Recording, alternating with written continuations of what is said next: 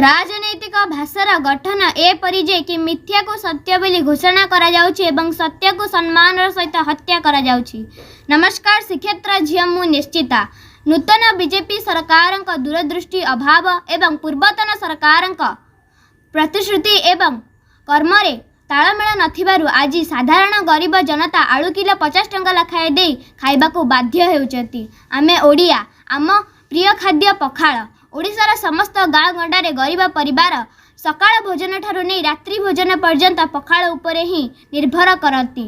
नहले तेल लुण डालीर जहाँ रेट हेलाणी ताकू तो छाड़ी दियंतु, किंतु पखाळ सहित गोटे आलू पोड़ा हो गले गरीब परिवार मानक पेट पुरुथिला।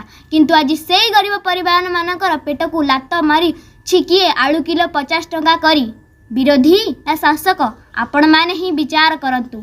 ओडिशा राजनैतिक पशापाली रे आलू गड़ुछि, एपटे साधारण निरीह गरीब जनता भूक उपास छटपट हेउछि। तेणु आम नुआ सीएम श्रीजुक्त मोहन चरण माझी सार को हाथ जोड़ी विनम्र अनुरोध करी, प्लीज सार यही आलू समस्या को तुरंत कार्यानुष्ठान नहीं यार एक स्थायी समाधान करा जाऊ, नहले आगकू तीव्र जन असंतोष संभाळा को पड़ी पारे।